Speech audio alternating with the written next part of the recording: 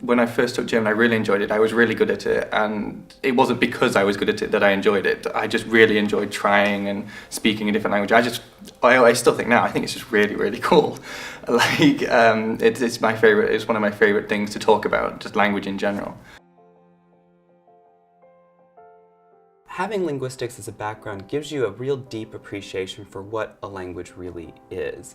And so when you're studying, say, English versus Russian or something like this, or English versus Spanish, and you feel like maybe you're just learning a bunch of different grammatical forms and you're learning just about a whole bunch of different rules and idiosyncrasies, linguistics gives you a framework to say, why is it those particular rules? Why is it that there are these differences or these similarities between languages? It's impossible to pigeonhole linguistics as a subject that, in terms of that traditional binary divide between the arts and sciences, we don't fit into that two-way mold. It enables you to be a complete unapologetic geek for language. So in other words, you're somebody who's really interested in how language works, what words do, what happens in translation. One week you're writing an essay on history or geography or like use of language in some random part of the world. And next week you're doing a problem sheet on how the brain works, and you're drawing diagrams of the inside of your mouth and learning how to produce these sounds that I've never heard of before. In terms of the structure of the course and the flexibility that you have, the first year is pretty prescribed as to what you do. And our reasoning for that is that we want to give you exposure to lots of new things that you won't have encountered before. They combine immediately, and you have to apply your linguistic knowledge that you learned in the first year to your second language. The Oxford course is very literature focused in any language that you do, and I think that's quite a big undertaking, and you have to know that you like the literature, but it's a really kind of interesting way of finding out more about the course and the language rather than just learning the verbs and understanding all of that side of it. You have quite a few lectures. I mean, linguistics will have 4 to 5 lectures a week, depending again on what modules you're taking, and then German will have probably again 4 to 5 on top of that.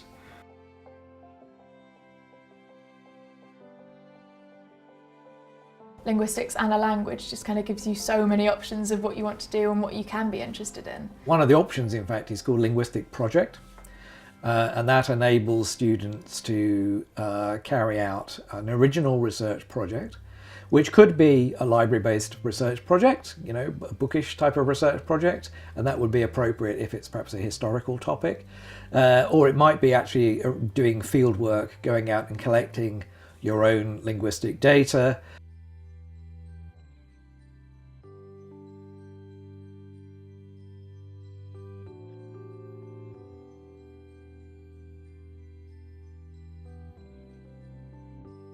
Next year I will be spending I think 9 months in Berlin as a teaching assistant. So I'll be helping out an English teacher in Berlin. We've got proper laboratories where students even beginning first year students come in and do work here. The Language Centre is an invaluable tool for just all linguists. They have their own library again there. They have like TV rooms, and you can listen to, you can listen to like German radio. You can watch German TV. There's books, all sorts of books in German. There's magazines, and it's kind of like it's a building dedicated to languages. So the people you're going to meet there are fellow linguists. So it's quite nice to have that community.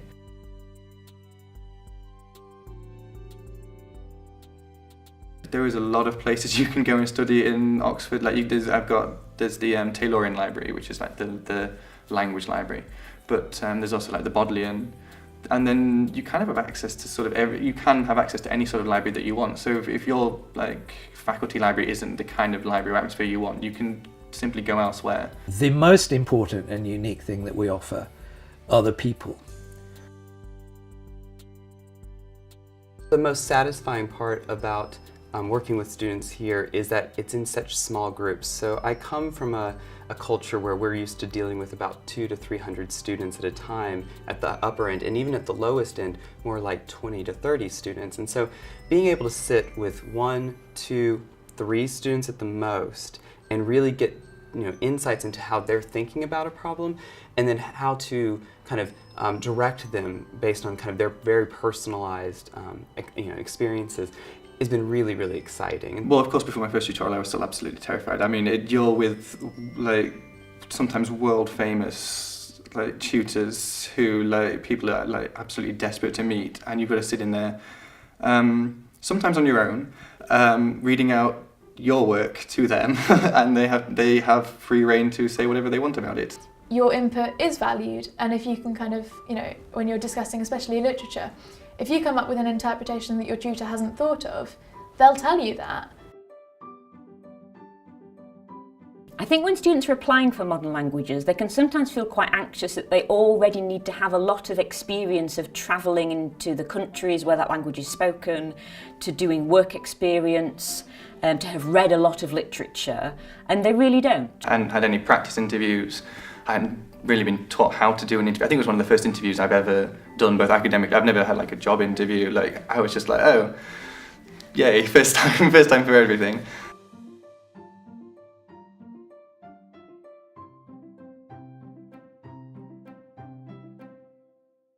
We want to see active and engaged minds during our interviews. Not necessarily minds that have thought about a lot of things that are particular to this. I certainly hadn't when I started this. And so, you know, you're here to learn. We're not expecting you to know things. We're expecting you to be interested in things. But an interesting and sensible answer, which is wrong, can be more interesting and more valuable to us than a one-word answer which is actually technically correct but which doesn't show us anything about how they got there.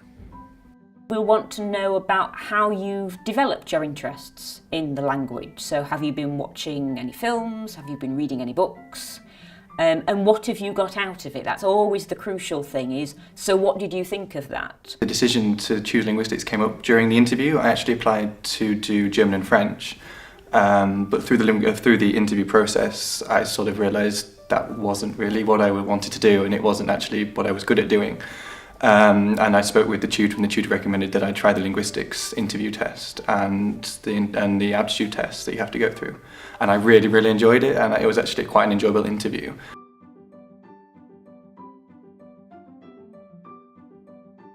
There is likely to be a section that's in the target language, but we'll be very careful in that section as to what we ask you, because we obviously don't want you to end up in difficulties vocabulary-wise. And at that point, we're not looking for fluency. Since linguistics is not a subject which is taught in schools, if it's something you think you might want to do at university, go and read a book or two about it, not just a Wikipedia page. You are going to spend the next 4 years studying this course. You can't kind of get by on a, well, it might look good, because you're just going to end up hating the degree. What we're looking for is that people have made the most of the opportunities that they've had, whatever that opportunity is.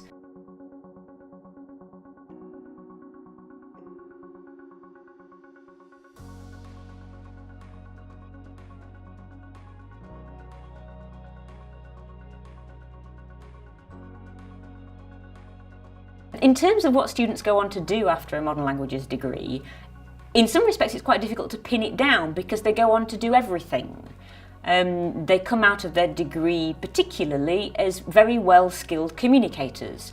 So any career that involves that is going to suit them very well. So they might go into careers in advertising, marketing, trademarking, for instance. A lot of students are also, because of their experience of different cultures, very outward looking and often very interested in third sector careers. Some people do stay in academia, and they kind of go on to explore the different bits that they got to touch upon in their undergraduate degree and then want to continue it.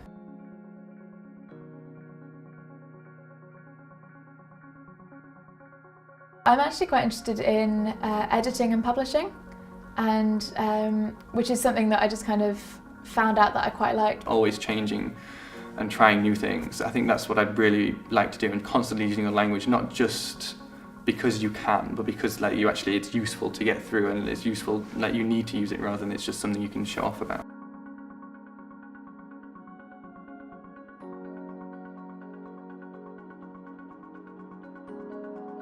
So if you're watching this video and you're wondering, is linguistics right for me? I think you need to ask yourself some big questions. What are your interests really in? Are you really interested in something deep about human nature, and what are the best ways to think about that? If you end up answering yes to that kind of questions, linguistics might be right for you.